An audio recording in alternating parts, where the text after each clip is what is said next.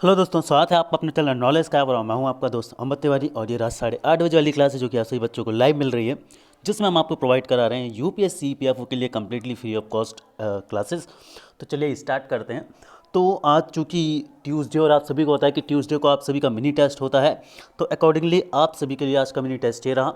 साथ ही बता दूं कि नॉलेज कैप पर हमने अभी 2 दिन आप सभी के लिए रीजनिंग की स्पेशल क्लासेस लिए हैं, जिसमें हमने आपको रीजनिंग का पहला टॉपिक कंप्लीट करा दिया है। तो जिन भी बच्चों ने अभी तक वो रीजनिंग की क्लासेस नहीं देखी हैं, उन क्लासेस को ज़रूर देखें, ठीक है। और बताएं कि आपको समझ में आया नहीं आया। यदि सब उस टॉपिक में अभी भी कोई डाउट है तो आप हमें हमारे ऑफिशियल व्हाट्सएप नंबर पर, नॉलेज स्काई के व्हाट्सएप नंबर पर मैसेज करके इन्फॉर्म कर सकते हैं। आगे की क्लासेस जो हैं वो आपको कंटिन्यू मिलती रहेंगी रीजनिंग से रिलेटेड। तो रीजनिंग और मैथ्स की जो क्लासेस हैं वो आपको ऐसे स्पेशल वेज में मिलती रहेंगी, ताकि आपका जो सिलेबस है वो ईजिली कंप्लीट हो जाए। चलिए, तो आज हम दोस्तों बेसिकली एक मिनी टेस्ट लेकर आए हैं जर्नल प्रिंसिपल्स ऑफ अकाउंटिंग का। जी हाँ दोस्तों, जर्नल प्रिंसिपल्स ऑफ अकाउंटिंग के आज हम कुछ इजी क्वेश्चन लेकर आए हैं जो स्टार्टिंग में हमने पढ़े थे। उन्हीं क्वेश्चंस को आज हम रिवाइज करने के पॉइंट ऑफ व्यू से लेकर आए हैं, ताकि आप सभी के जो बेसिक्स हैं उनको अपन एक बार फिर से फर्निश कर सकें। तो चलिए स्टार्ट करते हैं। तो पहला क्वेश्चन ये रहा। फर्स्ट क्वेश्चन है, accounting provides information on. Accounting जो है वो आपको इन्फॉर्मेशन प्रोवाइड करती है किस पर? Cost and income for managers. Option B, companies tax liability for a particular year. Option C, financial condition of an institution. या फिर option number D, all of the above. तो देखिए, अकाउंटिंग में basically हमें क्या क्या पता चल जाता है। देखिए, अकाउंटिंग में कॉस्ट और इनकम जो है वो हमें पता चल जाती है। बिल्कुल, कॉस्ट और इनकम हमें पता चलती है भाई, कि कंपनी ने कितनी कॉस्ट लगाई, कितनी उसको इनकम मिली, बिल्कुल पता चलती है। Companies tax liability for the particular year, बिल्कुल पता चलता है अकाउंटिंग के माध्यम से। और financial condition of an institution, बिल्कुल हमें ये भी पता चलता है। तो इसका जो सही आंसर है दोस्तों वो option number D, all of the अब ये सारी की सारी चीज़ें जो होती हैं वो हमें कंपनी में अकाउंटिंग के माध्यम से पता चल जाती है, ठीक है। क्योंकि क्या होता है दोस्तों, हम अकाउंटिंग करते ही इसलिए हैं, हम सभी जो हैं वो अकाउंटिंग करते ही इसलिए हैं ताकि हम एक गिवन पीरियड ऑफ टाइम में, जैसे हम अकाउंटिंग पीरियड बोलते हैं, उस कंपनी की जो फाइनेंशियल कंडीशन है वो देख सके। अब जो फाइनेंशियल कंडीशन शब्द होता है वो अपने आप में बहुत सारी चीज़ों को समेटे होता है, बहुत सारी चीज़ों को अपने आप में इंक्लूड किया होता है। वो ये भी बताता है कि उस कंपनी की वित्तीय स्थिति क्या है, वो ये भी बताता है कि कंपनी कैसा परफॉर्म कर रही है उस पीरियड में, वो ये भी बताता है कि कंपनी कैसे कैसे जो है आगे फ्यूचर में परफॉर्म कर सकती है। और अकाउंटिंग में बहुत सारी चीज़ें जो है ऐसी क्लियर हो जाती हैं। अगले क्वेश्चन तब चलते हैं। अगला क्वेश्चन आप सभी स्क्रीन पर ये रहा। The long term asset that have no physical existence but a rights that have value is known as what. ठीक है, मतलब जो लॉन्ग टर्म असेट्स होते हैं जिनकी कोई फिजिकल एग्जिस्टेंस नहीं होता है, still the rights have value, still उनके पास जो वैल्यूज़ होती हैं उन्हें अपन क्या बोलते हैं। देखिए, हम सभी ने करंट असेट्स के टाइप पढ़े थे, है ना। असेट्स में हमने देखे थे वो असेट जिनका फिजिकल एग्जिस्टेंस होता था और वो असेट जिनका फिजिकल एग्जिस्टेंस नहीं होता था। फिर कुछ करंट असेट देखे थे, कुछ लॉन्ग टर्म असेट देखे थे, कुछ फिक्स्ड असेट देखे थे, इंटेंजिबल असेट देखे थे, सभी तरह के हमने असेट देखे थे, ठीक है। तो इसका जो सही आंसर है दोस्तों वो है आप सभी की स्क्रीन पर option number C. Option number C बोले तो इंटेंजिबल असेट, है ना। देखिए, बेसिकली दो याद रखने, एक तो टेंजिबल असेट होता है और एक इंटेंजिबल असेट होता है। टेंजिबल असेट वो होते हैं जिनको आप छू सकते हैं, महसूस कर सकते हैं, जिनका फिजिकल एग्जिस्टेंस होता है, जैसे बिल्डिंग, गाड़ी, है ना, आपका कैश है, वो सभी चीज़ें जिन्हें आप छू सकते हैं वो टेंजिबल असेट कहलाते हैं। जिन्हें आप छू नहीं सकते, जिनका कोई फिजिकल एग्जिस्टेंस नहीं होता, उन्हें आप इनटेंजिबल असेट कहते हैं, ठीक है। तो यहाँ पर आपको याद रखना है, तो जो लॉन्ग टर्म असेट होते हैं जिनका कोई फिजिकल एग्जिस्टेंस नहीं होता है बट उनकी अपनी एक वैल्यू होती है, उन्हें इंटेंजिबल असेट कहते हैं। अब इंटेंजिबल असेट क्या होता है, एक बार यहाँ पर रिटन डेफिनेशन भी है, उसको जरूर एक बार पढ़ लीजिए सभी लोग, कि N intangible asset is an asset that is not physical in nature, like goodwill, brand recognition, है ना, intellectual properties, patents, trademark, clear, copyrights, ये सभी के सभी इंटेंजिबल एसेट्स के एग्जांपल हैं। मतलब इनका कोई फिजिकल एग्जिस्टेंस नहीं होता है, ठीक है, स्टिल इनकी वैल्यूज़ होती हैं, है ना, और ये कंपनी के एग्जिस्टेंस में अपना रोल प्ले करते हैं। आगे बढ़ते हैं अगले क्वेश्चन। तब अगला क्वेश्चन आप सही स्क्रीन पर ये रहा, क्वेश्चन नंबर 3 है जो आपका। ओके, क्वेश्चन नंबर 3 है, the assets that can be converted into cash within a short period of time such that 1 year और less are known as what. अब ये कहने में तो आसान क्वेश्चन है, लेकिन एक बहुत अच्छा क्वेश्चन है और एग्जाम में पूछा जा सकता है कई तरीके से घुमा फिरा के, ठीक है। तो वो असेट जिन्हें कन्वर्ट कर सकते हैं आप कैश में एक करंट पीरियड में, एक पर्टिकुलर शॉर्ट पीरियड में, उस तरह के असेट को आप क्या बोलते हैं? करंट असेट बोलते हैं, फिक्स्ड असेट बोलते हैं, इंटेंजिबल असेट्स बोलते हैं, या फिर इन्वेस्टमेंट बोलेंगे। क्या बोलेंगे आप उन्हें? ठीक है, क्या बोलेंगे आप उन्हें? तो चलिए इसका सही आंसर हम देख लेते हैं दोस्तों। इसका जो सही आंसर है वो ये रहा आपकी स्क्रीन पर, जो कि है ऑप्शन नंबर ए।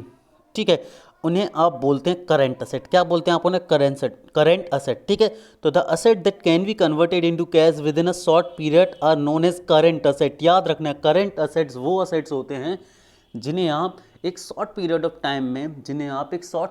टाइम में जो है कैश में कन्वर्ट कर सकते हैं। ठीक है, तो current assets include cash equivalents, account receivable, stock inventory, marketable securities, prepaid liabilities and other. होता क्या है देखिए, जैसे आपका मान लीजिए रिसीवेबल है, अकाउंट रिसीवेबल आपका एक असेट है। क्यों? अकाउंट रिसीवेबल का मतलब ये होता है कि आपके पास इतना पैसा आना अभी शेष है, मतलब the amount is yet to come, मतलब वो अमाउंट आपके पास आ सकता है नियर फ्यूचर में। तो वो क्या है आपका रिसीवेबल, जो है वो आपका एक करंट असेट है ना। मान लीजिए आप एक कंपनी में और आपने एक दूसरी कंपनी को कुछ सामान बेचा, तो आपने उसे सामान अभी दे दिया क्रेडिट पर, लेकिन वो पैसा आपको उस अकाउंटिंग पीरियड में उस कंपनी के द्वारा मिल ही जाएगा, तो वो अकाउंट रिसीवेबल में जाएगा, मतलब वो पैसा आना है अभी आपका, the amount is yet to come. ठीक है, इसके बाद बात आती है फिक्स असेट्स की। फिक्स असेट वो देखिए, इंटेंजिबल हम डिस्कस कर ही चुके हैं। टेंजिबल इंटेंजिबल दो टाइप होते हैं। इंटेंजिबल जिनका कोई फिजिकल एग्जिस्टेंस नहीं होता है, टेंजिबल असेट जिनका फिजिकल एग्जिस्टेंस होता है।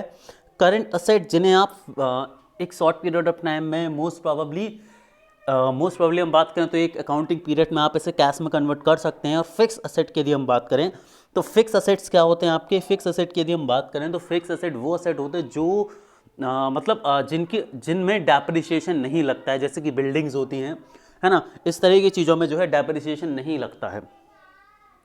आगे बढ़ते हैं अगले क्वेश्चन तक। अगला क्वेश्चन नंबर 4 आज एक स्क्रीन पर ये रहा। Patent, copyright and trademark are, है ना। तो अब ये बहुत आसान सा क्वेश्चन है, मुझे नहीं लगता किसी भी स्टूडेंट को इस क्वेश्चन का आंसर करने में किसी भी तरह की प्रॉब्लम का सामना करना पड़ेगा। पेटेंट, कॉपीराइट एंड ट्रेडमार्क क्या है भाई? ये current asset, fix asset, intangible asset या फिर इन्वेस्टमेंट। तो हम अभी सबको डिस्कस कर चुके हैं कि पेटेंट, कॉपीराइट एंड ट्रेडमार्क ये क्या हैं? ये आपके इंटेंजिबल असेट्स हैं, मतलब ऐसे असेट हैं जिनका कोई फिजिकल एग्जिस्टेंस नहीं होता है, जिन्हें आप छूकर नहीं देख सकते हैं। ठीक है, तो यहाँ पर वही सारी चीज़ें लिखी हुई हैं, फिर से इनको पढ़ने का कोई मतलब नहीं है। आगे बढ़ते अगले क्वेश्चन की तरफ। अगला क्वेश्चन जो है वो आप सभी की स्क्रीन पर ये रहा।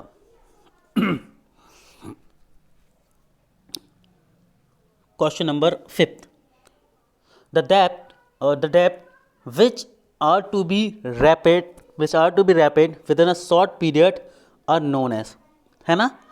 द डेप्ट which are to be repaid within a short period are to be known as current liabilities, fixed liabilities, contingent liabilities या फिर ऑल ऑफ दी अबव। अब देखिए जल्दी से 20 सेकेंड है यहाँ से एक पास इस क्वेश्चन का आंसर करने के लिए। तब तक यहाँ पर मैं एक चीज़ जरूर बता दूँ कि देखिए यहाँ पर आसान क्वेश्चन भी करना आपको ज़रूरी है। कुछ बच्चे कह रहे हैं कि सर आसान क्वेश्चन, यहाँ पर देखिए अब क्वेश्चन जो है रिपीट होंगे, आसान भी क्वेश्चन होंगे और टफ भी क्वेश्चन होंगे। उसके पीछे रीज़न क्या है प्यारे बच्चों? उसके पीछे रीज़न ये रहा है आपका दोस्तों कि हम आपको लिए एक ऐसी सीरीज़ प्रोवाइड कराने वाली, क्योंकि अब टाइम बचा है आपके रिवीजन के लिए भी, तो हम क्वेश्चन के माध्यम से, चाहे आसान हो चाहे टफ क्वेश्चन हो, सारे के सारे क्वेश्चन लेंगे और क्वेश्चन के माध्यम से हम टॉपिक्स को रिवाइज भी कराते चलेंगे। ठीक है, मतलब अब आपका हर एक बीच में एक ऐसा टेस्ट जरूर डाला जाएगा जिससे आपका कंसेप्ट भी रिवाइज होता जाए। उस क्वेश्चन का मतलब ये नहीं है कि एग्जाम में ही आने वाला, बल्कि ये मतलब है कि आपके जो बेसिक कंसेप्ट हैं वो भी अच्छे हो जाएं, ताकि आप एग्जाम में उनसे रिलेटेड कुछ पूछा जाए तो आप उसके लिए भी तैयार रहें। तो बेसिकली जो आसान क्वेश्चन है आपके रिवीजन के पॉइंट ऑफ व्यू से हैं। तो क्वेश्चन नंबर 5 है द डेप्ट which are to be repaid within a short period are known as what. तो इसका सही आंसर है दोस्तों ऑप्शन नंबर ए, मतलब करंट लायबिलिटीज। जरा समझ लेते हैं यहाँ पर करंट लायबिलिटी क्या है।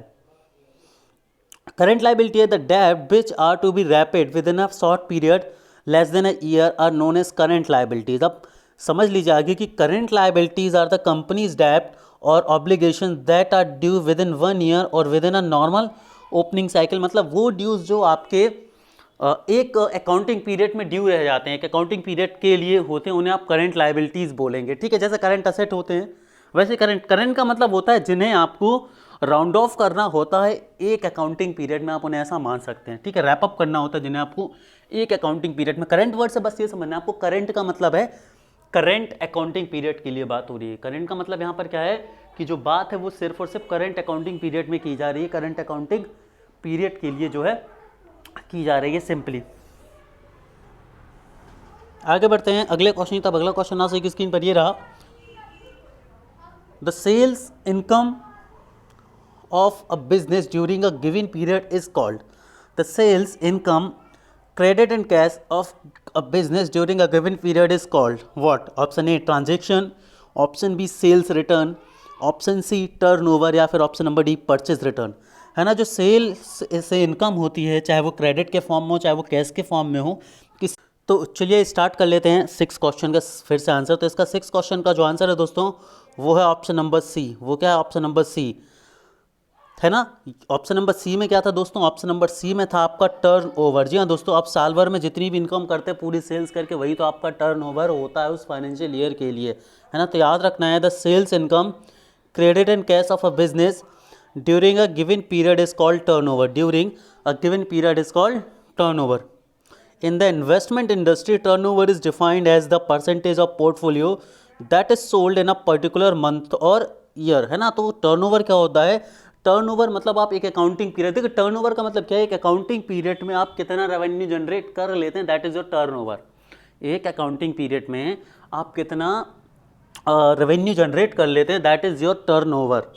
आगे बढ़ते अगले क्वेश्चन। तब अगला क्वेश्चन आ जाएगी स्क्रीन पर, ये रहा, any written evidence in support of business transaction is called, every written evidence in support of a business transaction is called, है ना। आपने एक रिटन एविडेंस है आपके पास एक ट्रांजेक्शन के लिए किसी बिजनेस में, तो वो क्या कहलाएगा? एक जर्नल कहलाएगा, लेजर कहलाएगा, लेजर पोस्टिंग कहलाएगी, या फिर बाउचर कहलाएगा? क्या कहलाएगा? अकाउंटिंग की डेफिनेशन में से आप क्या बोलेंगे? इसका जो सही आंसर है दोस्तों वो है option number D. Option number D बिल्कुल सही है। दी ऑप्शन नंबर डी की हम बात करें तो वाउचर कहलाएगा। ये क्या कहलाएगा? वाउचर्स कहलाएगा। ठीक है, तो कोई भी रिटन एविडेंस जो कि सपोर्ट में होगा बिजनेस ट्रांजैक्शन के, वो वाउचर कहलाएगा। वाउचर का मतलब बेसिकली एक ऐसा एविडेंस होता है जिसमें लिखा होता है कि आपने पैसा किस अकाउंट को डेबिट किया और किस अकाउंट को क्रेडिट किया, मतलब पैसा कहाँ से आया है और कहाँ से गया है। ठीक है, ये सारी की सारी जानकारी आपके उस ब्राउचर में रहती है और इसी को हम एक रिटन एविडेंस मान के चलते हैं, इसी को हम एक रिटन एविडेंस मान के चलते। तो आपको याद रखना है, तो vouchers are the primary evidence of business transaction having taken place. अगले क्वेश्चन तो अपन चलते हैं, क्वेश्चन नंबर 8 आप सभी की स्क्रीन पर ये रहा। क्वेश्चन नंबर 8 है, the account that records expense gains in losses is. ठीक है, मतलब एक अकाउंट जो आपके सभी एक्सपेंसेस को, गेन्स को या फिर लॉसेस को रिकॉर्ड करता है, उस अकाउंट को आप क्या बोलेंगे? पर्सनल अकाउंट बोलेंगे, रियल अकाउंट बोलेंगे, या नॉमिनल अकाउंट बोलेंगे? कौन सा अकाउंट आप उसे बोलेंगे? ठीक है, सभी बच्चे जल्दी से मुझे बताएंगे fast. Everyone has to reply fast. ठीक है, काफ़ी अच्छा है क्वेश्चन है। ठीक है, इसे कौन सा अकाउंट आप बोलेंगे? वह अकाउंट जो सारे के सारे गेन्स, लॉस और एक्सपेंसेस को स्टोर करके रखता है, रिकॉर्ड करके रखता है, उसे आप क्या बोलेंगे? तो इसका जो सही आंसर दोस्तों वो option number C. Option number C में था आपके पास नॉमिनल अकाउंट। ठीक है, नॉमिनल अकाउंट जो होता है वो ट्रांजेक्शन को स्टोर करके रखता है एक फिजिकल ईयर के लिए। ठीक है, चलिए रियल अकाउंट्स क्या होते हैं? रियल अकाउंट्स के देखिए, यदि हम बात करें यहाँ पर कुछ अकाउंट्स के टाइप भी थे, हम समझ लेते हैं। पर्सनल अकाउंट जो होते हैं, पर्सनल अकाउंट जो आपके होते हैं, पर्सनल अकाउंट जो होते हैं आपके, वो बेसिकली करंट सेविंग अकाउंट होते हैं जो इंडिविजुअल्स के लिए खोले जाते हैं, वो पर्सनल अकाउंट होते हैं। रियल अकाउंट्स वो अकाउंट होते हैं जो आपके असेट्स और लायबिलिटीज़ के लिए ओपन किए जाते हैं। नॉमिनल अकाउंट्स में आपके इनकम एक्सपेंसेस के लिए जो अकाउंट खोले जाते हैं वो होते हैं। याद रखना है, पर्सनल अकाउंट में पर्सनल्स के लिए अकाउंट खोले जाते हैं, चाहे वो नेचुरल पर्सन हो लाइक हम इंसान, चाहे वो आर्टिफिशियल पर्सन हो लाइक कंपनियाँ। ठीक है, और रियल अकाउंट असेट्स के लिए खोले जाते हैं, लायबिलिटीज़ के लिए खोले जाते हैं। और जो नॉमिनल अकाउंट्स होते हैं आपके, नॉमिनल अकाउंट आपके इनकम और एक्सपेंडिचर्स की रिकॉर्डिंग के लिए खोले जाते हैं। चलिए आगे बढ़ते हैं। रियल अकाउंट्स कर बात करेगी कि रियल अकाउंट क्या रिकॉर्ड करते हैं, तो मैंने डायरेक्टली आपको बता ही दिया है। Option A dealing with creditor और debtor, option B dealing with commodities, option C gains and losses, and option number D all of the above. तो इसका जो सही आंसर होगा दोस्तों वो होगा option number B, real accounts record dealing with commodities. Commodities का मतलब यहाँ पर आपके असेट्स एंड लायबिलिटीज़ से होगा। ठीक है, देखिए अब आप लोग बोलेंगे सर यहाँ तो आपने बताया था कि असेट्स और लायबिलिटी, यहाँ तो असेट लायबिलिटी जैसा कुछ नहीं है। कमोडिटीज़ जो होती है, कमोडिटीज़ मतलब जो चीज़ें आप खरीदते या बेचते हैं वही तो आपकी लायबिलिटीज़ होती हैं, वही तो आपके असेट होते हैं। ठीक है, मान लीजिए आपने शेयर खरीदे तो आपके शेयर क्या हैं, आपके असेट्स हैं। ठीक है, आपके असेट हैं। ठीक है, तो वही आपके कमोडिटीज़ हैं। आगे बात करते हैं अगले क्वेश्चन, तब चलते हैं। अगला क्वेश्चन आज सही स्क्रीन पर ये रहा, जो कि है क्वेश्चन नंबर 10। क्वेश्चन नंबर 10 है, in journal the business transaction is recorded. In journal the business transaction is recorded. बहुत अच्छा और आसान सा क्वेश्चन है। जर्नल में जो होते हैं बिजनेस ट्रांजेक्शन वो कब रिकॉर्ड होते हैं? Same day, next day, once in a week, once in a month. Journal में जो बिजनेस ट्रांजेक्शन होते हैं वो कब रिकॉर्ड होते हैं? Same day, next day, once in a week या फिर वंस इन अ मंथ। इसका जो सही आंसर दोस्तों वो है ऑप्शन नंबर ए। ठीक है, जर्नल में जो ट्रांजेक्शन होते हैं वो डेली बेसिस पर होते हैं, जैसे हम डेली जर्नल बोलते हैं हिंदी में, जैसे हम रोज नामचा कहते हैं। ठीक है, तो एक जर्नल होता है which is also known as a book of original entry and is the first place that a transaction transaction take place in written form. तो याद रखना है, पर दो इंपॉर्टेंट कीवर्ड हैं जो आपको याद रखने हैं। पहला इंपॉर्टेंट कीवर्ड है कि भाई यहाँ पर जो होता है ओरिजिनल एंट्रीज होती हैं, और फर्स्ट प्लेस होता है जहाँ पर ट्रांजेक्शन्स को रिटन में रिकॉर्ड किया जाता है। तो जर्नल में जो जितने भी ट्रांजेक्शन्स होते हैं उन्हें डेली बेसिस पर रिकॉर्ड किया जाता है। तो दोस्तों यहाँ पर आपकी आज की क्लास खत्म होती है। मैं उम्मीद करता हूँ कि आपने इन क्वेश्चंस को अच्छे से समझा होगा। ठीक है, आसान क्वेश्चंस लेकर आया था, लेकिन आप क्वेश्चंस आते रहेंगे और जल्दी हम एक रिवीजन स्ट्रैटेजी भी शुरू करने वाले हैं और वो क्लासेस आपको जल्दी मिलेंगी। So thank you guys, thank you very much.